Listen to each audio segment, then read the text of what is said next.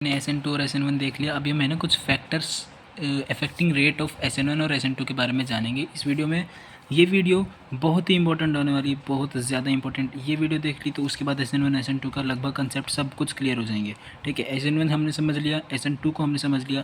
अब एक दो फैक्टर्स हैं, फैक्टर्स ऊपर ऊपर से बताऊँगा, बस बहुत डीप में घुसने की ज़रूरत नहीं, बस एग्जाम पॉइंट ऑफ व्यू से समझ लेना कि होता क्या है।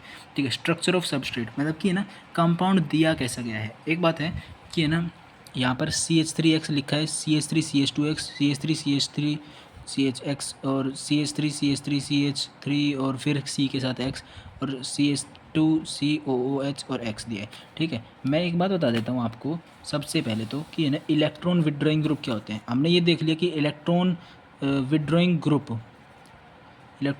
ग्रुप EWG फेवर्स, ध्यान रखना ये बात को, FOUR फेवर्स SN2। और SN1 को कौन फेवर करेगा?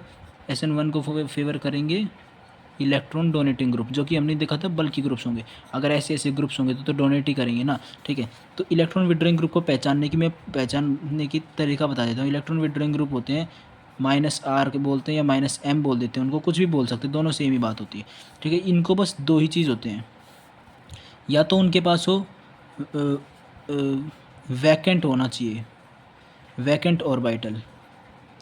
ठीक है, वैकेंट ऑर्बिटल अभी समझ आएगा, अभी थोड़ा अजीब लग रहा होगा बट ये देखना, प्लस होगा, जिसके पास प्लस होगा मतलब उसके पास कमी होगी, जिसके पास कमी होगी उसको खींचना पड़ेगा ताकि इलेक्ट्रॉन मिल जाए। तो जिस तरह भी प्लस चार्ज मिलेगा ना, वो इलेक्ट्रॉन विड्रॉइंग ग्रुप शो करेगा अगर किसी ग्रुप के ऊपर प्लस चार्ज घूम रहा है तो। ठीक है, प्लस चार्ज नहीं तो वैकेंट P मिलना चाहिए, या फिर नहीं तो वैकेंट D, वैकेंट D ही ध्यान रखना इन दोनों का। ठीक है, और -R और -M। और दूसरा पता है कैसे शो करता है? ऐसा है ना, किसी भी चीज़ है, जैसे ये कोई चीज़ है, इससे अटैच्ड होगा ना, ऐसे अटैचमेंट वाला A डबल बॉन्ड B, अगर ऐसा कोई भी चीज़ तुम्हें मिलती है ना, वो -R या -M वही करेगा, वो विड्रॉ करने वाली चीज़ है। अब पता है इसका कैसा मतलब है? ये ऐसे पता क्या करता है, ये डबल बॉन्ड इधर दे देता है और ये यहाँ पर माइनस बन जाता है और यहाँ पर प्लस बन जाता है, और फिर ये ना कंडीशन तो यही वाली बन गई है जिसमें कि प्लस बनेगा तो ये खींचेगा, बट इसको एक अलग तरीके से दिखा दिए गए। तो है ना, इसमें पता कैसे ग्रुप शो करते हैं? CHO जो कि एल्डिहाइड होता है, C डबल बॉन्ड O और H, C double bond OH, इसको तो देख के पहचान लेंगे। अगर ये C डबल बॉन्ड OH किसी भी चीज़ से जुड़ रखा होगा ना, तो ये देख लेना बस कि ये इससे जुड़ा है और इससे नेक्स्ट वाली कहीं भी पोजीशन पे डबल बॉन्ड मिल गया ना, मतलब ये -R शो करेगा, -M या विड्रॉ करेगा। ठीक है, क्यों? क्योंकि ये ऐसे करके इधर तो माइनस दे देगा और इधर कार्बन पे प्लस बना सकता है, इसलिए ये खींचने वाली टेंडेंसी बन जाएगी फिर इसकी, तो ये विड्रॉ वाला हो गया। NO2 तो होता है ना, ये बात याद रखना, NO2 होता है स्ट्रॉन्गेस्ट -M या स्ट्रॉन्गेस्ट -R स्ट्रॉन्गेस्ट शो करता है। -M भी एक ही बात है, कुछ भी लिख सकते हैं। ठीक है, ये R रिप्रेजेंट करता है रेजोनेंस इफेक्ट, M रिप्रेजेंट करता है मीजोमेरिक इफेक्ट, दोनों ही सेम बात है। तो -M या -R विड्रॉइंग को ही लिखते हैं। तो अब हमारे पास दो चीज़ होगी, या तो प्लस मिल जाए या वैकेंट P ऑर्बिटल मिल जाए, या वैकेंट D तो रेयरली देखेंगे। ठीक है, तो इन दोनों को मेनली याद रखना क्वेश्चंस के लिए, या फिर ऐसे टाइप का कोई हमें अटैच मिला जाए, कोई सब्सटेंस अटैच। NO2 भी तो ऐसा ही होता है, N डबल बॉन्ड O, और ऐसे में ये होता है फॉर्मूला। तो इसके भी तो जिससे अटैच्ड है ना, जो जिससे अटैच्ड है उसके जस्ट साइड में अगर डबल बॉन्ड मिल जाएगा तो ये डोनेट करेगा इलेक्ट्रॉन्स को। तो ये समझ आ गया हमको। अब हम देख रहे थे स्ट्रक्चर ऑफ सबस्ट्रेट में। ठीक है, तो इसमें देखना SN2 को तो विड्रॉइंग चाहिए, ये एक बार देगा, ये दो बार देगा, ये दे तो एक ही बार रहा है इस तरफ से, बट ये दो ब्रांच है ना तो थोड़ा ज़्यादा देगा। ऐसा नहीं है कि ये दो दे रहा है, अभी एक साइड से दे रहा है, इधर को दो साइड से मिल रहे हैं, इधर ये तीन साइड से मिल रहा है। बात ये है 3 degree alkyl halide, 3 degree alkyl halide है ना, ये एल्काइल पार्ट हुआ, ये हैलाइड पार्ट हुआ एक्स का। तो 3 डिग्री तो नेवर शो SN2, कभी भी SN2 शो करेगा नहीं भाई, इतना बल्कि हो गया है।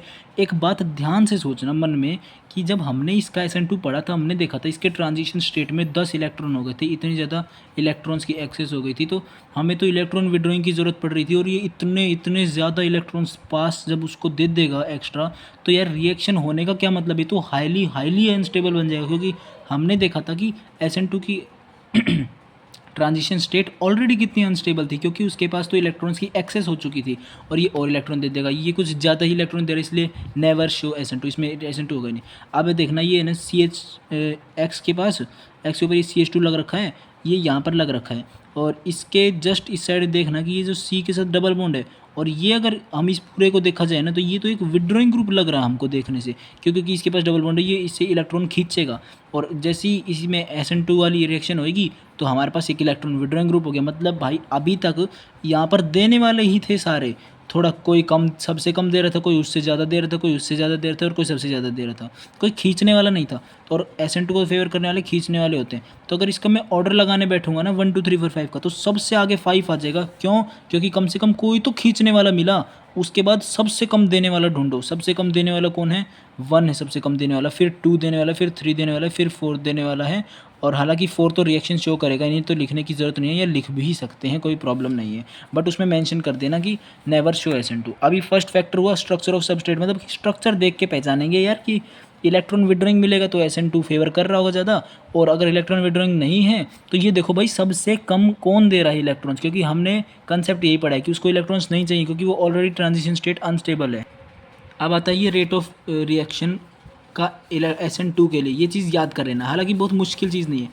XCH2 electron withdrawing group, X के साथ CH2 लगाओ, फिर कोई विड्रॉइंग ग्रुप लगाओ ना, तो वो सबसे ज़्यादा रेट फास्ट शो करेगा। उसके बाद CH3X, ये बात याद रखना, CH3X लिखा है ना, CH3X, ये तो ओनली SN2 शो करेगा, कभी भी SN1 भी नहीं दिखाएगा, ओनली SN2 पूरी केमिस्ट्री में CH3X मिथाइल के साथ X जुड़ा होगा ना, वो क्या करेगा? SN2 शो करेगा। ऑर्डर देख लेना, मैं बता रहा हूँ ऑर्डर, सबसे पहले X CH2 और इलेक्ट्रॉन विड्रॉइंग, ये सबसे ज़्यादा। उसके बाद खुद लिखना सीख लेना, ये CH3X मतलब एक कार्बन जोड़ दिया, उसके बाद 2 कार्बन के साथ X जोड़ दो, फिर 3 कार्बन के साथ X, मतलब यहाँ पर तो 2 ही जोड़ रखे हैं। अब ये एक चेन में है, पता है ये बात, देगा तो एक ही इलेक्ट्रॉन एक साइड से, बट ये क्या पीछे से और इलेक्ट्रॉन इसको देगा, ये थोड़ा आगे ट्रांसफ़र कर देगा, इसीलिए ये बहुत मतलब लीनियरली दे रहा है तो थोड़ा कम देगा। बट यहाँ पर 2 पूरे CH3 एक साथ इसको दे रहे हैं X को, इसलिए यहाँ पर ज़्यादा रेट बढ़ जाता है। कार्बन तो भले ही 2 हैं इधर पे, बट ये लीनियरली है ना, तो देने वाला तो मेनली ये रहेगा, बट ये पीछे से इसको दे देगा थोड़े से इलेक्ट्रॉन, और ये थोड़े पास कर देगा आगे की तरफ।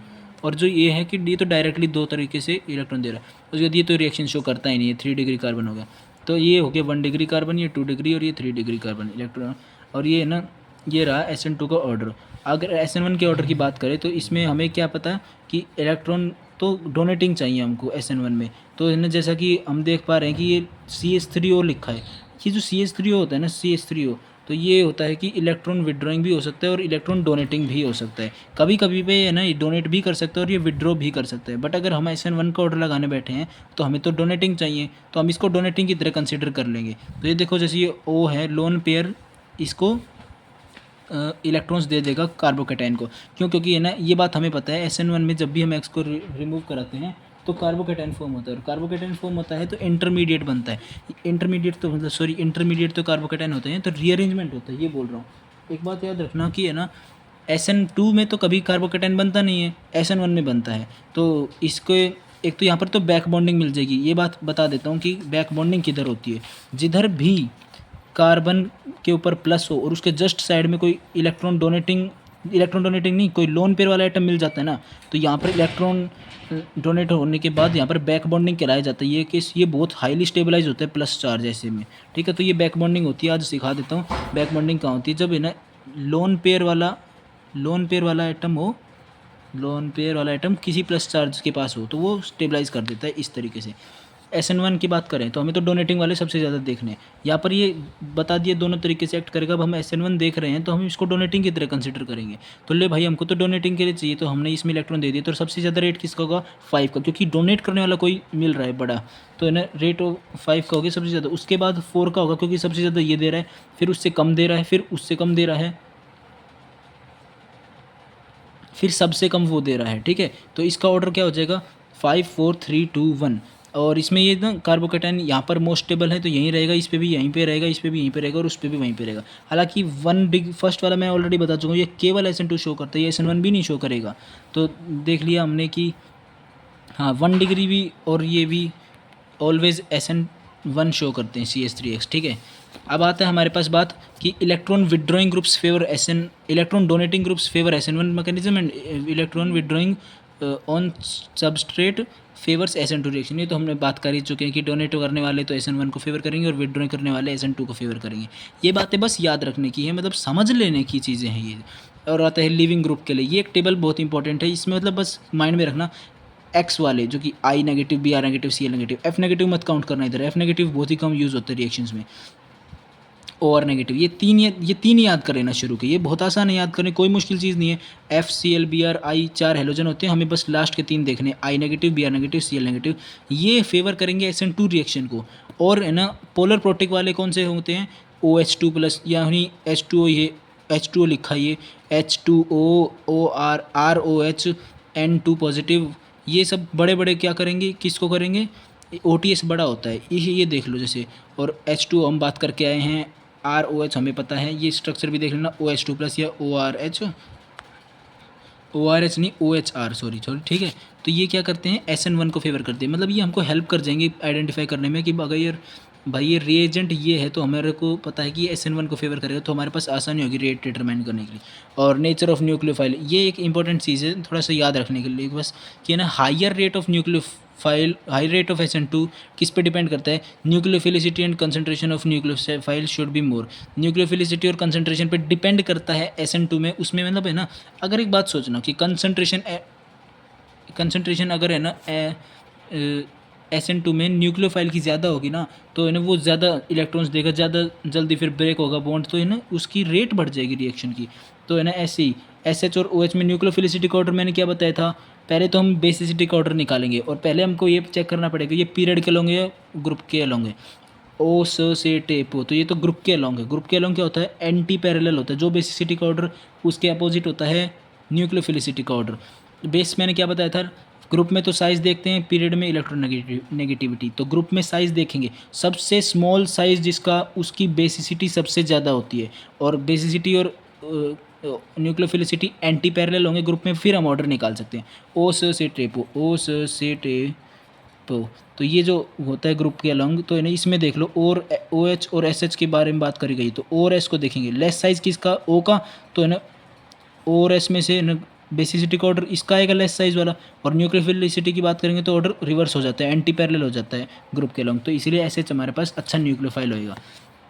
और nucleophilicity and concentration of nucleophile की बात की, तो न्यूक्लियोफिलिसिटी से भी पहचान सकते हैं, हमको न्यूक्लियोफिलिसिटी निकालने तो आती है। और no effect of nucleophilicity and concentration of nucleophile for SN1 में न्यूक्लियोफिलिसिटी और न्यूक्लियोफाइल की कंसंट्रेशन पर डिपेंडेंसी नहीं होती है कुछ भी। एक ये है बस इफेक्ट ऑफ सॉल्वेंट, SN1 को फेवर करेगा PPS और उसको फेवर करेगा PAS, इसको पोलर प्रोटिक सॉल्वेंट और उसको पोलर एप्रोटिक सॉल्वेंट। इसमें बताया था ना मैंने कि ये दूर कर देता है, ऐसे होता है वो दूर, मैंने कहा था ना RX का बॉन्ड है तो उसको ना धीरे धीरे थोड़ा गैप बनता है, फिर ये बीच में सॉल्वेंट के मॉलिक्यूल्स आ जाते हैं और इनको एक टाइम पे बिल्कुल दूर कर देते हैं और डिसोशिएट ही करा देते हैं। अब एक समरी आती है, बहुत इंपॉर्टेंट चीज़ है ये इस वीडियो में, SN2 और SN1 में डिफरेंस। SN2 और SN1 में डिफरेंस हम खुद से भी लिख सकते हैं, हमने पॉइंट्स तो पढ़ ही चुके हैं। ये फर्स्ट 2 स्टेप मैकेनिज्म होता है, सॉरी SN2 होता है 1 स्टेप मैकेनिज्म और SN1 होता है 2 स्टेप मैकेनिज्म। क्यों 2 स्टेप क्यों बोला है, क्योंकि पहले बॉन्ड ब्रेक होगा R और X का, मतलब C और X का, और उसके बाद न्यूक्लियोफाइल आके अटैक करेगा, और वो बॉन्ड ब्रेक कैसे होगा, जब साइड आइटम्स हेल्प करेंगे और पोलर प्रोटिक सॉल्वेंट की प्रेजेंस में होगा ब्रेक, ठीक है। मैंने जो पॉइंट्स याद कराए ना वो समझाए हैं, हालांकि जो समझाए हैं उनसे हम डिफरेंस खुद भी लिख सकते हैं वहाँ बैठकर। इसको हम लिख सकते हैं, ये 2 सेकंड ऑर्डर की इक्वेशन होती है, ये फर्स्ट ऑर्डर की इक्वेशन होती है, हम यहाँ पर लिख दिए जैसे नो इंटरमीडिएट फॉर्म, यहाँ पर कार्बोकेटाइन बनता है। रेट ऑफ SN2 क्या होगा, इलेक्ट्रॉन XCH2 इलेक्ट्रॉन विड्रॉइंग, उसके बाद तो हमने कम से कम इलेक्ट्रॉन देने वाला चाहिए, तो CH3X, फिर 1 डिग्री RX, फिर 2 डिग्री RX, और 3 डिग्री तो शो ही नहीं करता। इसके रेट को क्या लिखेंगे, इलेक्ट्रॉन डोनेटिंग ग्रुप CH2 और X, सबसे ज़्यादा डोनेट करने वाला, फिर 3 डिग्री, फिर 2 डिग्री, फिर 1 डिग्री, और वो वाला तो शो ही नहीं करता।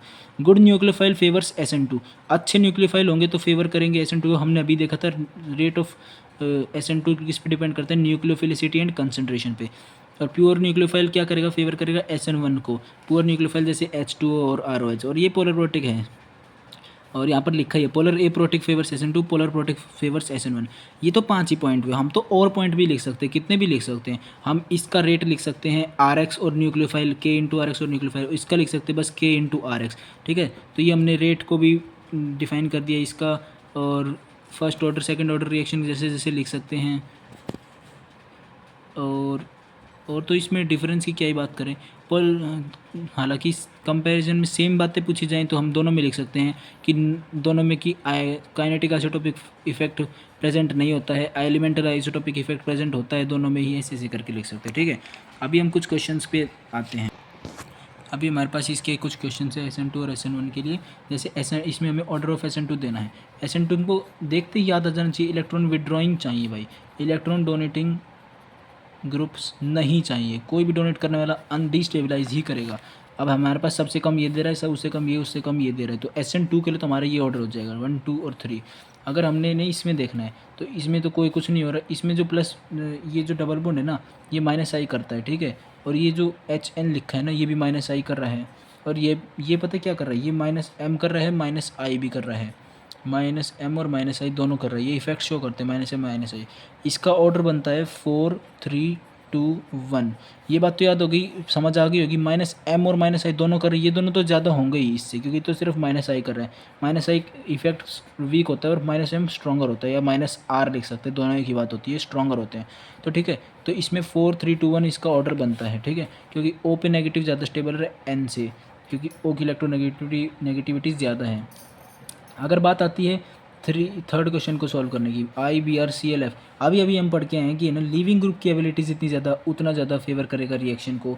तो इसके लिए भी क्या ऑर्डर हो जाएगा, वो तो दोनों के लिए फेवर करेगा। फैक्टर्स अफेक्टिंग SN1 SN2 दोनों के लिए था वो। तो इसमें क्या हो जाएगा 1 2 3 4, I negative Br negative Cl negative, वो जल्दी लीव करना चाहेंगे।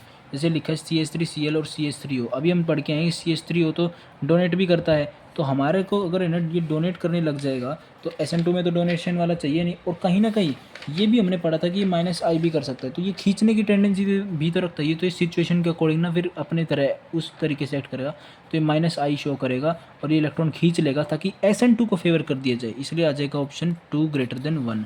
और अगर हम इसमें देखते हैं फिफ्थ में कि है ना, ये यहाँ से एक बार इसको मिल रहा है, इस कार्बन पे, इस क्लोरीन पे इसको एक बार मिल रहा है, और इधर पे तो 2 जगह से डायरेक्टली मिल रहा है। तो सबसे कम, सबसे पुअर तो 3 हो गया है। उसके बाद इसमें और इसमें डिटरमाइन करने की बात है। इसमें 1 2 3 कार्बन, और 3 कार्बन पीछे से मिलके इसको दे रहे हैं, और यहाँ पर भी 1 2 3 ऐसे करके दे रही, बट यहाँ पर और 2 साइड से आ रहा है, तो इसका रेट कम होगा, इसको ज़्यादा इलेक्ट्रॉन्स मिल रहे होंगे। तो इसका आंसर हो जाएगा 1 > 2, क्योंकि 1 में सबसे कम मिलेंगे, और उसके बाद सेकंड में, उसके बाद थर्ड में। Comparing SN1, compare these for SN1। ठीक है, SN1 में भी सेम रिएक्शन। अभी ये कंपाउंड तो कुछ ऐसा ही लिखा गया है, तो SN1 के लिए पता क्या लिख देंगे, जो सबसे ज़्यादा डोनेट करेगा। यहाँ पर अगर देखा जाए तो यहाँ से 3 जगह से मिल रहा है। ये 2 मिल के इसको दे रहे हैं, ये आगे दे रहा है, ये इसको 1 मिल रहा है, और इसको यहाँ से भी मिल रहा है, ये 3 हो गए ना। तो इसको यहाँ से तो मिल रहा है, यहाँ से तो हट जाएगा। ठीक है, तो इसमें ऑर्डर आ जाएगा 3 > 2 > 1। मतलब देखने से पता चल रहा है बल्कीनेस इधर ज़्यादा है और बल्कीनेस इधर कम है, इधर कम है। सेकंड, ये जो क्वेश्चन है इसके अंदर क्या है कि रेट ऑफ SN1 बताना है, और SN1 में भी इलेक्ट्रॉन नहीं, वो लिविंग ग्रुप की एबिलिटी को ही डोमिनेशन देंगे। तो लिविंग ग्रुप जो सबसे पहले लीव कर जाएगा जल्दी से। ये एक बात है कि है ना, ब्रेक तो दोनों में हो रहा था, उसमें न्यूक्लियोफाइल आके ब्रेक कर रहा था, और SN1 में क्या हो रहा था कि हम खुद ही चाह रहे थे कि वो साइड आइटम्स हेल्प करके ब्रेक कर दें, या पोलर प्रोटिक सॉल्वेंट की हेल्प से ब्रेक हो जाए। तो ब्रेक तो करना ही है, तो इसमें भी लिविंग ग्रुप की एबिलिटी देख लेंगे, और इसमें 1 3 2 और 4 हो जाएगा। तो याद रखना, मैंने I और Br इधर लिखा है, FCl Bri होता है ना, तो ये अपोजिट ऑर्डर रहता है न्यूक्लियोफिलिसिटी का। तो ये रहा ऑर्डर न्यूक्लियोफिलिसिटी का। तो यहाँ पर लिविंग ग्रुप एबिलिटी देख ली जाएगी। यहाँ पर इस क्वेश्चन में आते हैं, जैसे ही हम इस Cl को हटाएंगे तो यहाँ पर हमको माइंड में तो सब चीज़ें रखनी पड़ेंगी कि भाई SN1 का ऑर्डर दे रहे हैं, SN1 में तो वो होता है ना, क्या कहते हैं उसको, कार्बोकेटाइन बनता है। तो एक बार यहाँ से हटाकर देखना, इसको लीव कराए और यहाँ पर कार्बोकेटाइन बन जाएगा इस जगह पर, तो एरोमेटिसिटी पूरी हो जाएगी। एरोमेटिसिटी भी पढ़ा देंगे किसी नेक्स्ट वीडियो में। यहाँ पर प्लस बन गया तो ये एरोमेटिक कंपाउंड बन गया, तो इससे ज़्यादा स्टेबल तो कोई नहीं मिलेगा। और यहाँ पर एरोमेटिसिटी नहीं बन रही, क्यों? क्योंकि यहाँ पर रिंग करंट ही पूरा नहीं हो रहा। यहाँ पर रिंग करंट पूरा हो गया 1 2 3, और यहाँ पर कुछ तो आ गया ना, प्लस आ गया है, ताकि 6 इलेक्ट्रॉन्स का रिंग करंट बन गया, तो एरोमेटिक है। और यहाँ पर कुछ भी नहीं, तो कंप्लीट ही नहीं हो पा रहा है लूप, तो इसलिए 2 पीछे रहेगा, उसमें एरोमेटिसिटी आई नहीं दी, जबकि वो तो एंटी एरोमेटिक बन गया है, तो और बकवास स्टेबल रहेगा। इसमें देख लीजिए ये ओ अलग रखा है, तो ओ इसको इलेक्ट्रॉन दे देगा, तो इसका रेट ऑफ रिएक्शन SN1 के लिए आ जाएगा 2 > 1। अभी बात आती है कि हमारे पास एक बहुत मेन इंपॉर्टेंट चीज़ रह जाती है कि एक नोट पॉइंट बनाकर लिख लेना कि ये सबसे इंपॉर्टेंट चीज़ है इस टॉपिक की, कि जो नियो पेंटाइल हैलाइड है इसका नाम बोलते हैं नियो पेंटाइल हैलाइड। पेंटाइल का अभी मतलब बताया था, जैसे कि वो ट्रांजिशन स्टेट में SN1 में SN2 में ट्रांजिशन स्टेट में क्या बना रहा था, पेंटावेलेंट बन रहा था कार्बन, ठीक है। तो पेंट से तो याद ही आ जाता है कि 5 की बात हो रही है, तो यानी pentyl 1 bond 2 bond 3 bond 4 bond, मतलब या फिर कह सकते हैं कि नियो पेंटाइल इसको बोलते हैं कि जैसे कि जहाँ पर 5 कार्बन हो जाए ना, तो नियो का मतलब पता क्या होता है, जब भी चारों साइड लग जाती है ना चीज़, इस कार्बन को नोटिस करना, 1 carbon 2 carbon 3 carbon 4 carbon 5 carbon, ये इसलिए ये नियो पेंटाइल हैलाइड बोला है। हैलाइड क्यों? क्योंकि यहाँ पर एक हाइड्रोजन भी जुड़ रखा है। It never shows SN2 reaction. एक बात बच्चा क्या सोचेगा कि ये तो है ना बल्किनेस नहीं है, 1 डिग्री पे ही जुड़ रखा है, मतलब सिंगल कार्बन पे जुड़ रखा है हाइड्रोजन, तो इसको हटाएंगे यहाँ पर और प्लस कर बना देंगे, प्लस नहीं, SN2 में तो प्लस बनता ही नहीं है, तो इसको बस हटा देंगे यहाँ से और ये SN2 शो कर देगा। बट ऐसा नहीं है, क्योंकि है ना यहाँ पर ऑलरेडी ये स्टीरिक क्राउडिंग कर रहे होंगे, भले ये इस CL से डायरेक्टली अटैच नहीं है, बट ये स्टीरिक क्राउडिंग कर रहे होंगे तो रिपल्शन बढ़ जाएगा। SN2 नहीं होगी यहाँ पर, बट ये SN1 फेवर कर देगा, क्योंकि SN1 के लिए तो हम पढ़ ही रहे हैं कि है ना उसको तो इलेक्ट्रॉन डोनेटिंग ही चाहिए या फिर बल्क की ग्रुप्स ही चाहिए।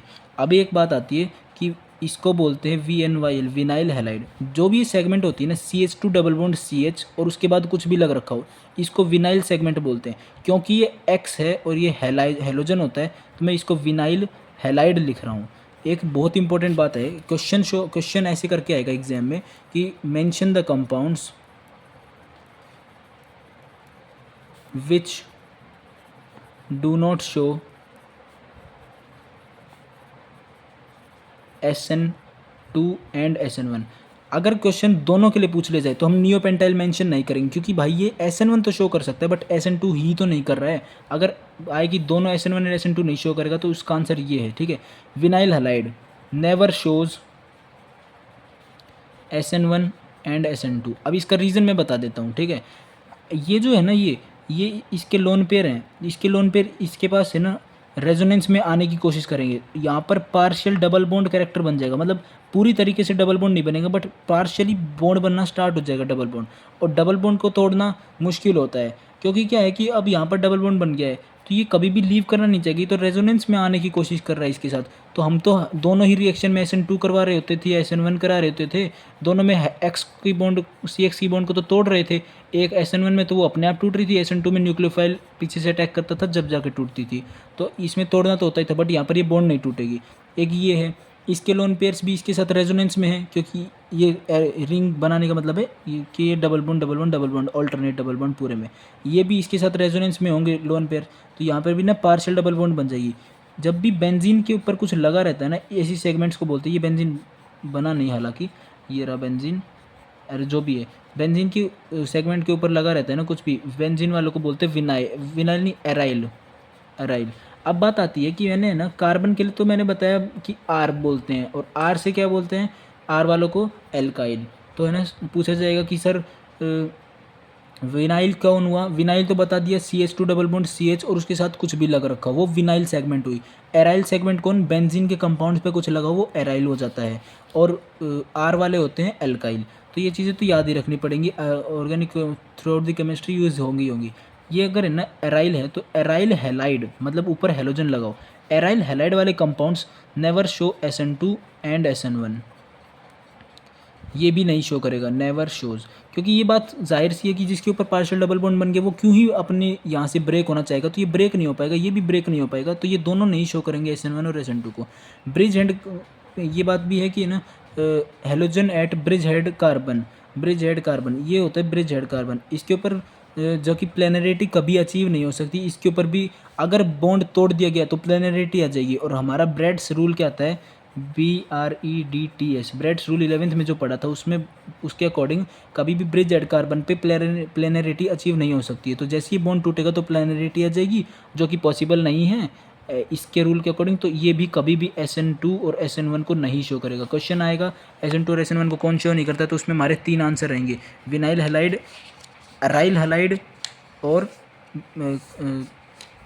Bridge halogen at bridge head carbon. ठीक है, तो ये हमारे 3 आंसर हो जाएंगे। और एक क्वेश्चन अगर सेपरेटली आता है, नियोपेंटाइल हैलाइड को स्ट्रक्चर ड्रॉ करके दे देंगे, या नाम नहीं भी लिख के दिए तो आइडेंटिफाई कर लेना कि नियोपेंटाइल हैलाइड हमारे पास ऐसा दिखता है, और ये भी SN2 नहीं शो करता बट SN1 ज़रूर शो कर देगा।